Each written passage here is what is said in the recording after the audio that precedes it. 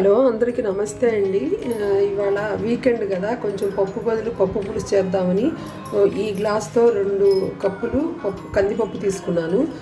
మనకి చిక్కగా కావాలంటే పప్పు పులుసు దీంతో 2 గ్లాసులు వేయాలి. నేను దీంతో పప్పు 1 గ్లాసు వేస్తాను. మామూలు పప్పులకి దీంట్లో 2 గ్లాసులు వేస్తే చిక్కగా వస్తుంది. ఇది పప్పు చారు అని కూడా అంటారు, మేమైతే పప్పు పులుసు అంటాము. ఇది మంచిగా కడుక్కుని కుక్కర్లో పెట్టుకుని ఉడికించుకోవాలి. కుక్కర్లో పెట్టేసి చాలా మెత్తగా ఉడికించేసుకోవాలి.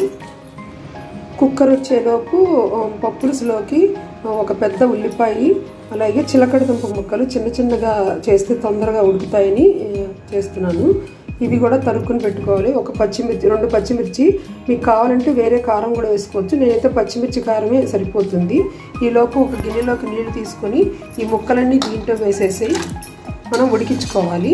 ఇంతకుముందు అంటే కుంపట్లో చేసేవాళ్ళు చాలా టేస్ట్గా ఉండేవి అన్నీ. ఇప్పుడు అసలు ఫుడ్లో క్వాలిటీనే లేదు. ఇంకా మనం స్టవ్ల మీద కుక్కర్లలో చేసుకోవటమే. ఉల్లిపాయ పచ్చిమిర్చి కూడా వేసేయాలి నీళ్ళల్లో. కొంచెం పసుపు వేసుకోవాలి. ఇది బెల్లం అండి. ఈ పులుసుకి కొంచెం స్వీటు ఎక్కువ ఉంటేనే బాగుంటుంది, అంటే మరీ ఎక్కువ అంటే సరిపడా ఉంటేనే బాగుంటుంది. మీరు కావాలంటే కొంచెం తగ్గించుకోండి. ఈ బెల్లం కూడా దీంట్లో వేసేస్తున్నాను. టేస్ట్కి సరిపడా సాల్ట్, ఉప్పు కారాలు అన్నీ బాగా సరిపోతే ఈ పులుసు చాలా టేస్ట్గా ఉంటుంది. కొత్తిమీర కరివేపాకు బాగా కడిగి వేసేస్తున్నాను. ఇవి కొంచెం ఎక్కువ వేసుకుంటే బాగుంటుంది. ఇది అందరికీ తెలిసిందే, కానీ నేను ఎలా చేస్తున్నానో చూపిస్తున్నాను అంతే, తెలియని వాళ్ళ కోసం. కందిపప్పు వచ్చేలోపు ఇదంతా అన్నీ వేసేసి ఒకసారి కలిపేసి మీడియం ఫ్లేమ్లో పులుసు ముక్కలు బాగా ఉడకనివ్వాలి. ఇవాళ రైస్లో కర్రీ కోసం బీరకాయలు 2 బీరకాయలు తీసుకున్నా, పెద్ద బీరకాయలు ఇప్పుడు పొడుగ్గా వస్తున్నాయి కదా, అవి తీసుకున్నాను. 2 పచ్చిమిర్చి, కొంచెం ఒక చిన్న ఉల్లిపాయ తీసుకున్నాను. ఇది పాలతో చేస్తున్నాను ఇవాళ బీరకాయ కూర, చాలా బాగుంటుంది టేస్ట్.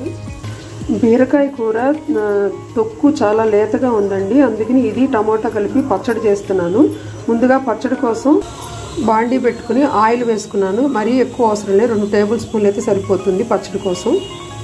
నూనె వేగిన తర్వాత కొంచెం ఆవాలు, అలాగే 1 టీ స్పూన్ మెంతులు, 1 టీ స్పూను మినపప్పు వేసుకోవాలి. ఇది వేగాలి. ఈలోపు పచ్చడి కోసం మగ్గబెట్టడానికి ఒక బాండీలో కొంచెం ఆయిల్ వేసుకొని ఇందాక మనం తరిగి పెట్టుకున్న పచ్చడి టమోటా ముక్కలను దీంట్లో వేసుకోవాలి. ఇవన్నీ వేసేసి స్టవ్ మీద మీడియం ఫ్లేమ్లో పెట్టుకుని మగ్గబెట్టుకోవాలి మూత పెట్టి. ఒకసారి బాగా కలిపేసుకొని ఇంకా లో ఫ్లేమ్లో దీన్ని మగ్గనివ్వాలి. బాగా మూత పెట్టేసానండి. ఈ పోపు కూడా వేగిపోయింది పచ్చడిది. మీకు కారాన్ని తగినట్టు మిరపకాయలు వేసుకోండి. ఎండుమిర్చి నేను ఒక 6-7 వేసాను. ఇవి కూడా బాగా వేగాలి మిరపకాయలు. తర్వాత ఒక 5 పచ్చిమిర్చి కూడా వేస్తే టేస్ట్ బాగుంటుంది, 2 కలిపి చేస్తే పచ్చడి. ఇవి కూడా కొంచెం వేగనివ్వాలి. పచ్చడి పోపు కూడా వేగిపోయిందండి. కొంచెం ఇంగు వేసి మనం ఇంకా తీసేయటమే. దీంట్లో కావాలంటే పోపు వేసినప్పుడే ధనియాలు కూడా వేయించుకుంటే ఆ ఫ్లేవర్ కూడా బాగుంటుంది. నేనైతే వేయలేదు ఇవాళ.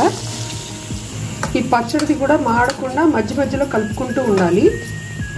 ఇప్పుడు పులుసులో తిరగమాత వేస్తున్నానండి. తిరగమాత నెయ్యితో వేస్తే బాగుంటుంది పులుసులో. నెయ్యి వేడెక్కిన తర్వాత కొంచెం ఆవాలు, అలాగే జీలకర్ర, ఇంకా మినపప్పు, శనగపప్పు అవి అక్కర్లేదండి. కొంచెం మెంతులు వేసుకుంటే ఫ్లేవర్ బాగుంటుంది. మీ దగ్గర మెంతులు పొడి ఉంటే కనుక అది కూడా వేసుకోవచ్చు. ఈ బీరకాయ తొక్కులో ఫైబర్ ఉంటుందండి, మనకి డైజెషన్కి మంచిది, కాన్స్టిపేషన్ ఉండదు. మనం లేతగా ఉన్నప్పుడు ఆ గార అంతా తీసేసి తొక్కుతో కూడా మనం యూజ్ చేసుకుంటే చాలా మంచిది.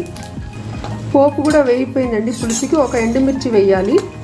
ఈ ఎండుమిర్చి వేసి మనం ఇందాక కరివేపాకు వేసాం కదా, ఇప్పుడు కూడా దీంట్లో వేస్తే ఈ ఫ్లేవర్ కూడా బాగుంటుంది పులుసుకి. కరివేపాకు వేసి కొంచెం ఇంగు వేసి కలిపేసి ఇంకా ఇది పులుసులో వేయాలి. ఈ పోపు ఇందాక చేసిన పోపు పులుసులో వేసేస్తున్నాను. పులుసు కూడా ముక్కలు ఉడికిపోయినాయండి.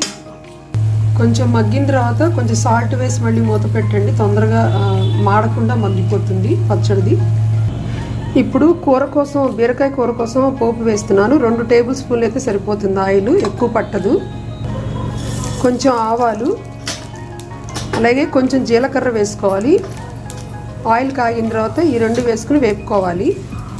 1 పచ్చిమిర్చి వేస్తున్నాను. కారం కూడా వేస్తాను, మీకు అవసరం లేకపోతే పచ్చిమిర్చి వేయక్కర్లేదు, కారం వేసుకుంటే సరిపోతుంది. కొంచెం కరివేపాకు కూడా వేసుకొని వేగిపోయిందండి పోపు. ఇప్పుడు కూర ముక్కలు వేసేసుకోవాలి. దీంట్లో వేసి బాగా కలుపుకోవాలి.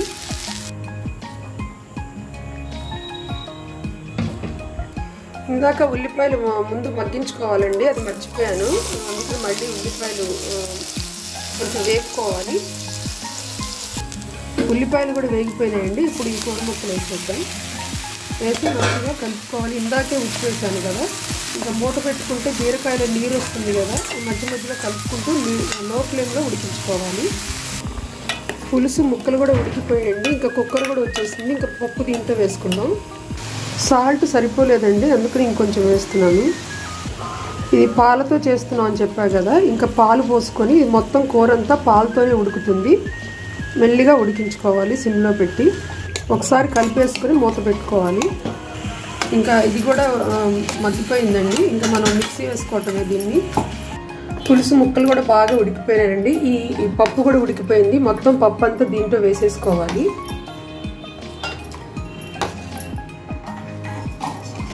పులుసు కూడా ఇట్లా టెక్స్చర్ ఉంటుందండి, ఇట్లా చిక్కగా ఉంటుంది. ఇలా మొత్తం అయిపోయింది పులుసు. మీకు కావాలంటే ఉప్పు కారాలు చూసుకుని మళ్ళీ వేసుకోవచ్చు. స్వీట్ కూడా నాకు అన్నీ సరిపోయినాయి. ఇంతేనండి పులుసు. లాస్ట్లో కొత్తిమీర వేసుకుంటే ఇంకా బాగుంటుంది. ముందుగా పచ్చడి పోపు మిక్సీ జార్లో వేసుకొని కొంచెం సాల్ట్ వేసి ఈ కొత్తిమీర కూడా వేసేసుకోవాలి. చింతపండు బదులు మామిడికాయ పౌడర్ వేస్తున్నాను. ఈ మొత్తం మిక్సీ పట్టాలి. పోపు కూడా మెత్తగా మిక్సీ వేసిన తర్వాత ఇందాక పెట్టుకున్న ఈ బీరకాయ తొక్కును టమాటా దీంట్లో వేసేయాలి. మగ్గబెట్టింది మళ్ళీ ఒకసారి మిక్సీ జార్లో వేసుకొని తిప్పేసేయాలి. పచ్చడి కూడా రెడీ అయిపోయిందండి.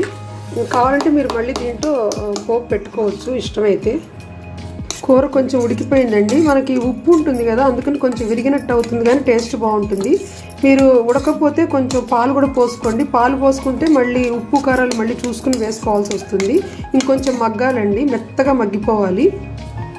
కొంచెం ఉడికిపోయిన తర్వాత 1 టీ స్పూన్ ధనియాల పొడి వేసుకుంటే టేస్ట్ బాగుంటుంది. 1 టీ స్పూన్కి కొంచెం తక్కువగా కారం వేసుకోవాలి. మీకు ఇంకా కావాలంటే కొంచెం వేసుకోవచ్చు. మంచిగా కలుపుకొని మళ్ళీ మూత పెట్టుకోవాలి.